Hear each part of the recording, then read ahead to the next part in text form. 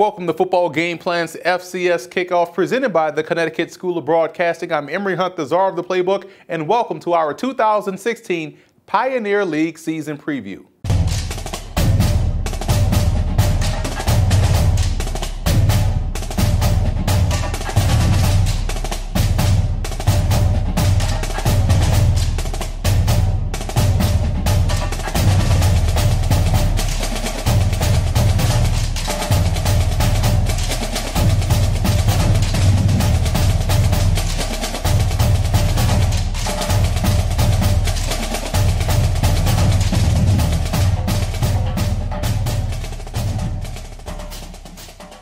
The Pioneer League has normally been a four-team race, but last season we saw teams like Morehead State, Campbell, and Marist make some noise, all of which points to the depth that the conference is developing. So let's take a look at some of the key storylines to follow as we enter the 2016 season. First, can Dayton own their out-of-conference schedule once again? The Flyers last season knocked off Robert Morris and Duquesne of the Northeast Conference, which is huge considering the fact that it doesn't usually happen for the Pioneer. And to be quite honest, they had a legit shot to knock off Western Illinois in the FCS playoffs. This year, they face both NEC teams again, who will be definitely looking for revenge.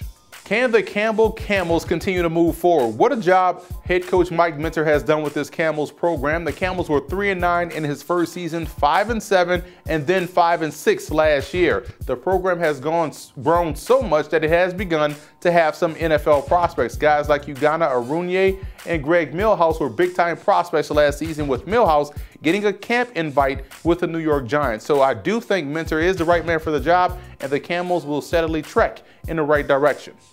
Are the Jacksonville Dolphins still considered to be Pioneer League threats? For a good stretch, the Dolphins were the big dogs on the block. Now with a new head coach in Ian Shields, you wonder if he can keep the winning going with this Dolphins program. How well they do this year is definitely something that you want to keep an eye on as we move forward into the season.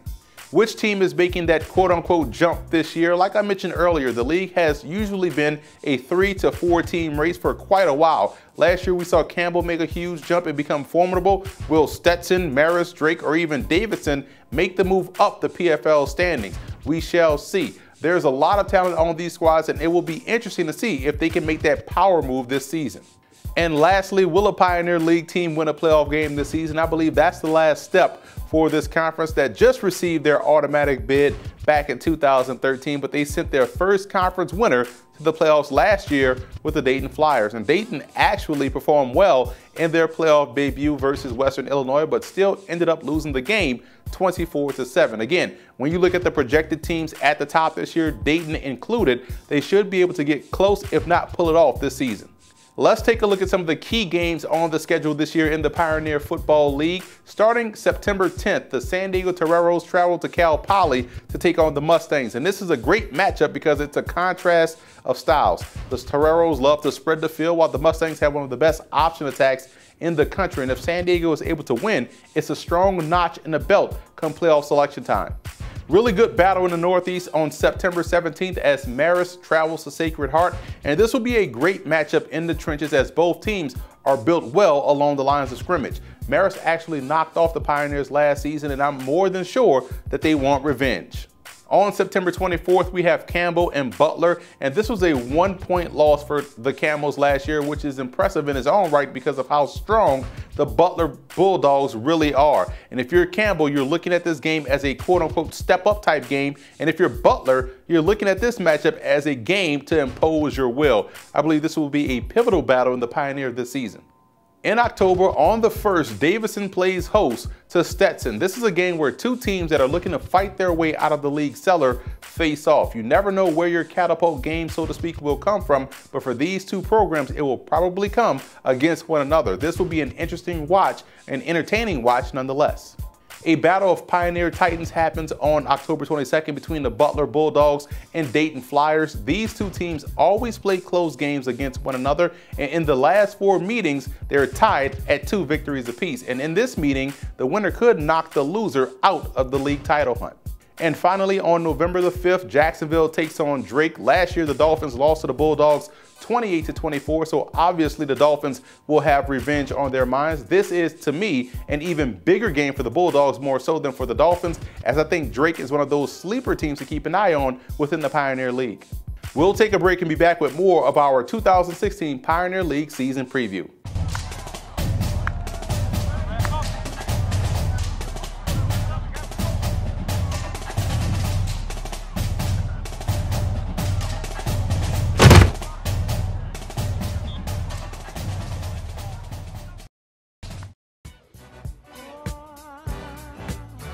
Well, for me, I think, it kind of keeps the big picture in context. So if you're looking, especially in our league, where you're looking at student athletes being reflective of the student body and the mission of the institution, I think our league does that great. And just as importantly, there's some premier players, premier programs. It's an exciting level. It's traditionally very wide open, unpredictable. It's certainly not stale. It's on the cutting edge of an awful lot of things. And I just think it's a very entertaining level of football that is played by some very, very talented student athletes that have just kind of chosen a little bit different path as they try to balance their professional career in addition to their football future.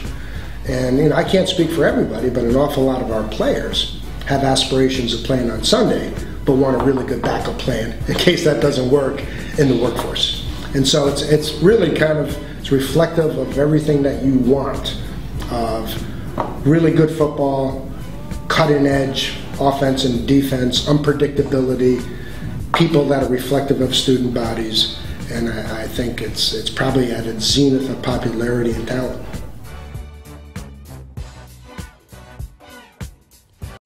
New York City, the media capital of the world.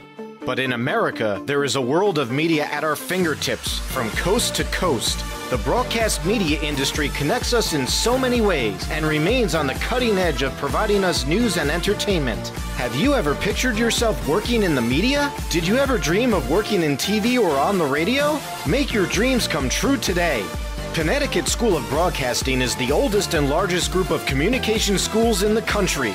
At Connecticut School of Broadcasting, you'll learn by doing with hands-on training straight from professional broadcasters. There is job placement assistance for graduates, day and evening courses available.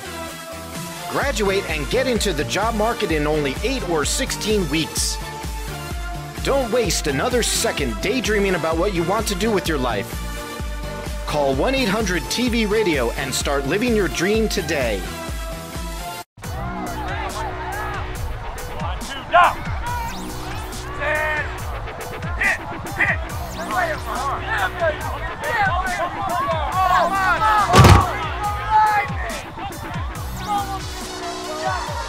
Welcome back to the FCS Kickoff as we are previewing the Pioneer Football League. I'm Emory Hunt, the czar of the Playbook, and it's now time to unveil our 2016 preseason All-Pioneer team. Starting with the offensive side of the ball, the Pioneer League is known for high-octane offenses, and you can look at this list and see why. Quarterback Austin Goffer of Morehead State put together an outstanding junior season as he threw for over 3,200 yards and 24 touchdowns. Goffer averaged a Pioneer-leading 294 yards a game. The Campbells have one of the best running backs in the FCS in Deshaun Jones. At 6 feet, 215 pounds, Jones rushed for over 1,000 yards last year at 6.1 yards a carry, both of which led the PFL. Tight end Ross Dwelly out of San Diego is one of the 6 Toreros to make our all-conference team, and Dwelly finished last season with 54 receptions for 540 yards on the season, which led the team. Along the offensive line, the Camels have 2 representatives in Brian Streifler and Josh Hutto. I'm willing to bet that both guys had a major hand in the success of Jones's ability to find running room. Moving over to the defensive side of the ball, Mac Marin of Drake is the best pass rusher in the PFL, and Marin, who is also a football game plan preseason FCS All-American, racked up 8.5 sacks, which led the league, and 12.5 TFLs, which was 8th in the PFL. Butler Sean Horan had 32 solo stops last year, and his 72 total tackles led the Bulldogs in that category. Tremendous secondary here with Donald Payne, who is a 2-time football game plan All-American out of Stetson, Christian Cirilis out of Dayton, and 2 Toreros in Devin Bryant and Jamal Agnew. Dayton Cirilis picked off 5 passes last year, bringing 1 back for a touchdown. Moving over to the specialist, and Ben Rowell out of Davidson had a really good year for the Wildcats. The 5'10", 211-pound defensive back totaled 483 yards on kickoff returns, averaging 28.4 yards per return. Now we'll take a quick break and come back with some more conference superlatives here on the FCS Kickoff.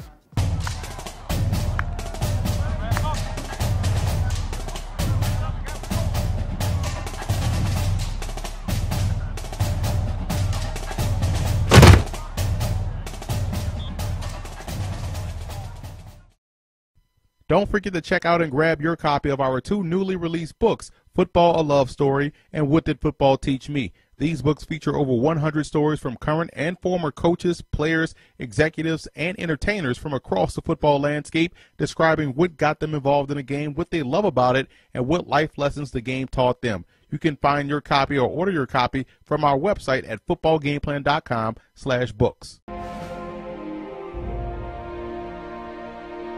For me, I think the biggest thing that football taught me was how to overcome adversity. At some point in your life, you're going to have some tough times. You have to have that next play mentality.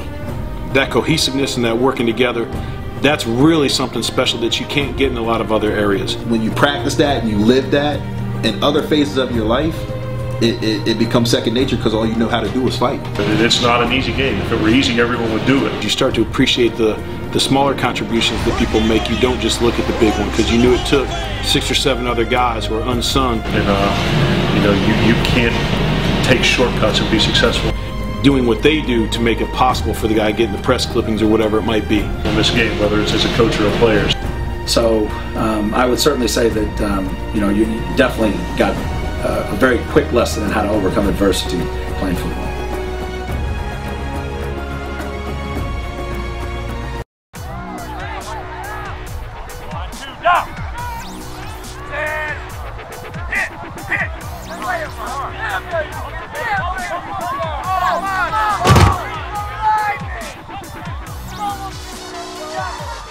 Welcome back to the FCS Kickoff as we just unveiled our 2016 preseason All-Pioneer League team, and now we're going to look at some of the best of in the conference by position, starting with the quarterbacks. The best group of quarterbacks are located at Morehead State. The Eagles have a premier talent in Austin Gahafer, who was the leading passer in the league last season, but they also boast impressive depth with senior Jake Raymond and junior quarterback Jack Sherry, who got some valuable experience last season. I like what the Campbell Camels bring to the table with their backfield in Deshaun Jones and Jared Joyner, and Jones is the lead dog, rushing for over 1,000 yards, while Joyner is able to come in and keep the offense on pace with nearly 300 yards rushing last season. As the Camels break in a new quarterback, look for both guys to see their workload increase. Jacksonville also has a dynamic duo as well. Both Ulysses Bryant and Jamal Ajima combined for 1,100 yards and 6 rushing touchdowns, and Bryant has been productive since his freshman season, totaling over 2,400 yards in his Dolphins career. I believe there's a tie for the best receiving core in the Pioneer Football League. You look at Morehead State. Despite losing a talented pro wideout in Justin Cornwall, the Morehead State Eagles are still blessed with great talent at wide receiver. Jake Raymond and Darius Pritchett, also Christian Robinson, will keep the Eagles' passing game potent. San Diego is also stocked as well at receiver with Brian Riley, who had over 780 yards last year and 8 touchdowns. Tight end Ross Dwelly, who's a preseason all-conference performer, and that's a big reason why sophomore quarterback Anthony Lawrence enjoyed an outstanding freshman season. Also, Justin Priest finished his season with over 530 yards receiving. The big reason why the Camels are having a lot of success running the football is due to the fact that they have a wall up front. 4 out of the 5 starters return, led by both Josh Hutto and Brian Streifler, and they'll be breaking in a new center and a new quarterback, but they're very strong enough to withstand the new additions. Mac Marin and Tanner Evans lead the Drake Bulldogs, who have the best defensive line in the Pioneer Football League, and Marin is an all-conference performer as well as a preseason All-American, but don't sleep on the work that guys like Cody Stepanek and Nathan Clayburgh put in. Now, Clayburgh finished last year with 10 TFLs and 3.5 sacks. The Jacksonville Dolphins boast the best linebacking core thanks to Grady Redding and Malik Slater after combining for 187 tackles and 14 TFLs. Justin Horton is another young backer that'll make his presence felt this season as he'll garner more playing time. He's an excellent football player. The Toreros by far have the best secondary in the Pioneer League. They are excellent on the corners with Devin Bryant and Jamal Agnew, and also at safety with both Colton Georgie and Ray Clark. The Toreros were third in pass defense last year and should challenge for the best in the PFL with this group returning. And finally, the Dolphins are solid in every facet of special teams play, kicking, punting, and also the return game. Kicker Brandon Bear was perfect on his PATs last year and went 14 of 23 on his field goal attempts. Punter Ryan Giordano averaged 40 yards a punt, downing 13 inside the 20, and sophomore Imani Williams averaged a healthy 26.3 yards a return with 1 touchdown at a long of 88 yards. There weren't any Pioneer Football League players selected in the NFL draft last year, but many did receive camp invites from NFL teams. Guys like Greg Milhouse of Campbell, Cade Bell, and Andy Jones of Jacksonville, just to name a few. This year, I think we may see 2 guys hear their name called come April as we take an early look at the 2017 NFL draft prospects for the Pioneer League.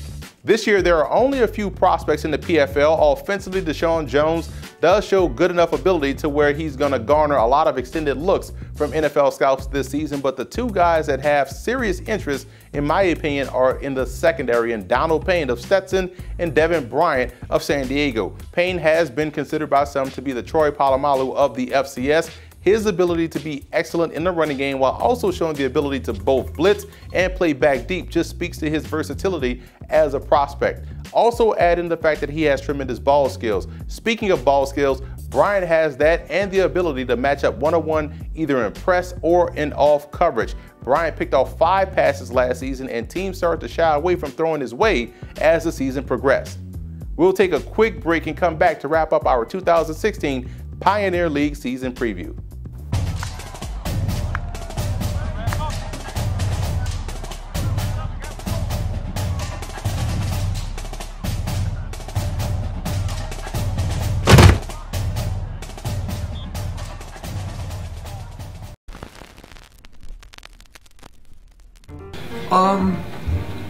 It's different, you know. It's I think it's a little bit smaller, obviously, than the FBS. I mean, you're going to get more attention to detail. I mean, you could go to a bigger school, you know, Ohio State, Florida State, USC, and you could be one of those, you know, 90 players that they have on scholarship. But, you know, how much are you going to play? You know, how much attention to detail? You know, are you going to be able to graduate in 4 years? Those are things, obviously, I didn't work at one of those schools, but those are some of the questions you got to ask yourself before you step foot on a campus or make decisions.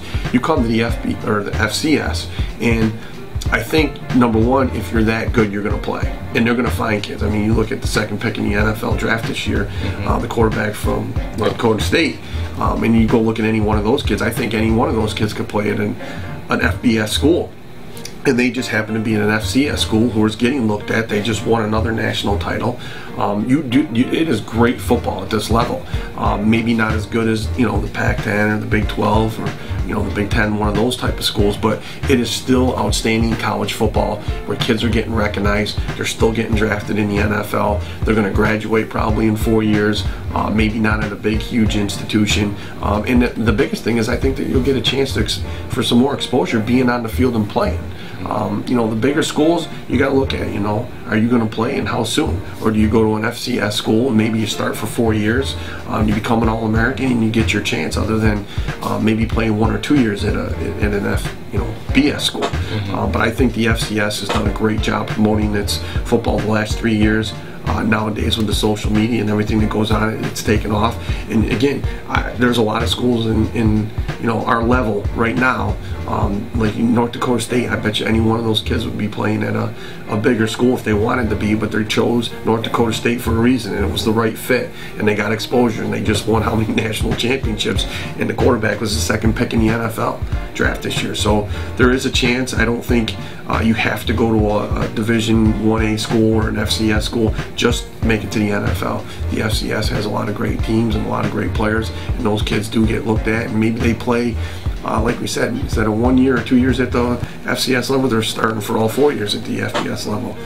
You look at some of the schools in the Northeast this year, Harvard, Dartmouth, Villanova, New Hampshire. I mean, all those schools have been in Fordham. I mean, they've all been to the playoffs, and they've all had kids that got drafted or have played.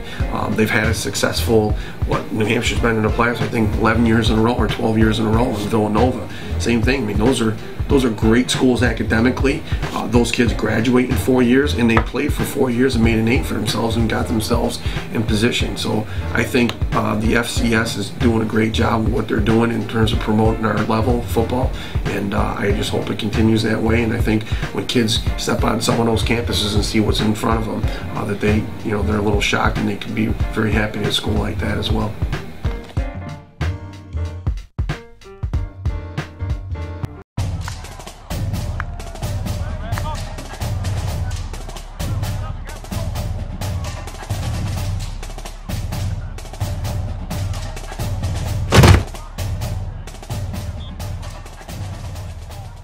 And welcome back to the FCS Kickoff presented by the Connecticut School of Broadcasting. I'm Emory Hunt, the czar of the Playbook, and it's prediction time. So let's just jump right into it to see how we think this thing will shake out this season. Starting with the Davidson Wildcats, head coach Paul Nichols has the Wildcats heading in the right direction. Right now, their defense is ahead of the offense and where it needs to be in order to be successful. A lot of the onus will fall on quarterback Taylor Mitchell. He showed some promise last season, but has to cut down on the turnovers and be able to sustain drives, which was also a two-pronged problem last year for Davidson. I think you'll see the offense get a little bit better this year, but I still feel as though the Wildcats are a year away from making significant noise in the PFL. Next are the Valparaiso Crusaders, and the biggest thing for Valpo entering the 2016 season is health on offense. That alone should make them better by default. A young offensive line should be better because of the continuity, which should also improve the passing game. Now, where you have some questions is with the running game and also the run defense. Valpo has to find a way to generate more pressure on a quarterback. Now, I can trust their offense a little bit more, which is why I have them finishing ahead of Davidson in the standings. The Stetson Hatters check in at number 9, and the main focus for this team has to be eliminating mistakes and also avoiding the self-inflicted wounds. The Hatters were amongst the PFL's worst last year when it came to penalties and turnovers. From a coaching perspective, those are both correctable things. Now, with their senior-laden group, you have to expect them to decrease both numbers while increasing production. I'm a big fan of their secondary with Donald Payne and Eric Martin. The offense wasn't terrible, so to speak. They just couldn't get out of their own way. I think they'll do just that this season, and you'll see their win-loss record affected in a positive way as a result. The Marist Red Foxes are my fly-in-the-ointment team this year in the PFL. Head coach Jim Parady's squad is coming off a 5-6 season in which they made some significant strides on both sides of the ball. Now, there are two foundation pieces on offense with wide receiver Justin Christian and running back Marcellus Calhoun. Quarterback Mike White has some skills but has to cut down on the interceptions. Defensively, they'll be tested up front as they're losing some key pieces. I think they'll be in position to secure a winning season. If their kicking game improves, it'll further strengthen that position.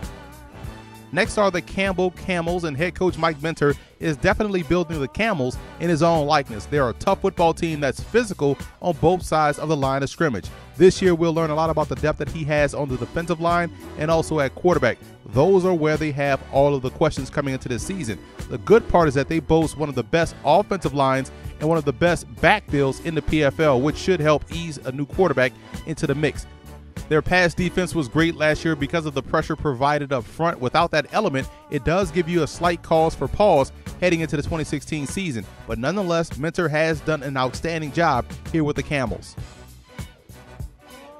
I like the aggressiveness of the Morehead State Eagles. I have them finishing 6th in the PFL. Their offense averaged 28 points a game last year, and I think reaching that or even exceeding that is highly likely. Quarterback Austin Gahafer should once again be one of the top passers in the league, and the biggest question will come on the defensive side of the ball. The Eagles generated a ton of turnovers with their aggressive play, but it does leave you exposed in some respects. Losing 6 starters may change that approach this season, but will they still have the same output, or will the end result be a little bit different this year. I think we're in for a lot of high-scoring games coming from the Eagles very early on before the defense starts to settle. Drake may seem like a surprise to some, but I think they possess all of the elements for a successful season. Strong defensive line play led by Mac Maron and a strong running game led by Conley Wilkins. Despite their struggles, the offensive line will be healthy this year, which should ultimately yield better results. The biggest concerns are at quarterback and at linebacker, but as the old football adage goes, the quarterback's best friend is a strong running game, and on defense, the front end helps out the back end.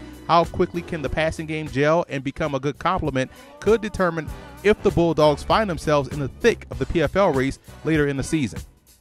The Jacksonville Dolphins check in at number 4, and the Dolphins will have a new head coach on the sidelines for the first time in 9 seasons. Ian Shields is the new man in charge, and his mission this year will be to make sure that defensively they'll be able to withstand those big-time losses in the secondary. Coach Shields must also replace the top passing duo, Cade Bell and Andy Jones. But all is not bleak for the Jacksonville Dolphins. Obviously, they still have a ton of talent at running back and also at linebacker in particular. The offensive line is intact, and they boast an impressive special teams unit. Defensively, they'll slide down a couple of notches, but not too far to where they won't be within striking distance of the PFL crown. The Butler Bulldogs lose their outstanding quarterback in Matt Shields, but I think they won't have that big of a drop-off offensively. There's depth at the position with Sam Schrader, and both the offensive line and run game will get a boost with guys returning from injury. But the true strength of this team will be on the defensive side of the ball. Butler returns 9 starters on the unit that finished 5th in total defense. The strength is obviously at the second level with their linebackers. Sean Horan is one of the best in the business, and as the offensive points per game drop a bit from 28 points, look for their defensive number to also drop as well in a positive way. I think by the midway point, their offense will make things very interesting down the stretch in the PFL. The San Diego Toreros should be an exciting team to watch this season. They are armed with the best receiving core and secondary in the Pioneer Football League, along with some premier players to match. Sophomore quarterback Anthony Lawrence is coming off an outstanding freshman season that saw him throw for over 2,300 yards, 23 touchdowns to only 6 interceptions, leading the top scoring offense in the PFL. Devin Bryant leads a secondary that can match up versus any team in the league. Whether or not the Toreros can win the PFL and secure an automatic bid into the FCS playoffs will ultimately come down to how well they can perform in the trenches. The Toreros lose 4 starters along the offensive line, which is huge considering how they throw the football, and also 3 on the defensive line. Those are the only 2 but important and huge questions to answer as they start the season. And finally, at number 1 are the Dayton Flyers. I think Dayton is the more complete team in the PFL this year. 17 starters returned from a playoff squad that was young on offense and had a ton of juniors as a whole. 2 freshmen led the way in quarterback Alex Jeske and running back Tucker Yinger, and both are sophomores now. Defensively, junior linebacker Jack Crane and junior defensive back Christian Searless are back and lead a defense that was very tough in the red zone. The September slate is tough as they'll face Robert Morris, Duquesne, and also San Diego before getting back-to-back road games in the middle of October versus Jacksonville and Butler. So if the Flyers do make a return trip to the playoffs, they will definitely have earned it. They look like the best in a very strong PFL this year.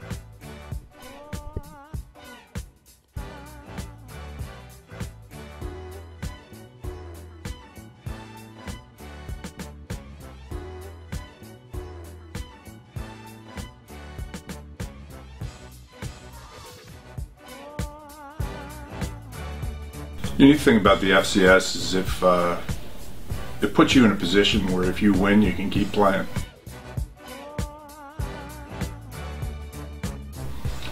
That it's competitive. It is Division I football, and it's also been able to cross conferences. I think within our league, we play alongside the Ivy League, alongside the CAA, alongside the NEC, and it really gives you an opportunity each and every Saturday to prove yourself. The other thing is that these schools within this league are putting people out that are student athletes, that they'll achieve one of the better educations in the country, biased here at Bucknell. But we're also in a position where we can participate and play against some of the FBS schools. Last year we played against Army, and a couple years we played against Temple. To be able to judge yourself in terms of what you've done with your program, what you've done with your team against those teams that are, you know, the more preeminent teams in the country.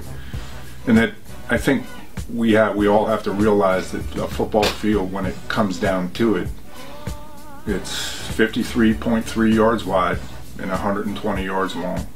Regardless of where you're playing, that's the field, and that's what's exciting about college football. That you, when you get out there on a Saturday, and I keep telling my team, and I've always said this to my teams, there might be yelling, all right, regardless of who they're yelling for, make sure that you know they're yelling for you.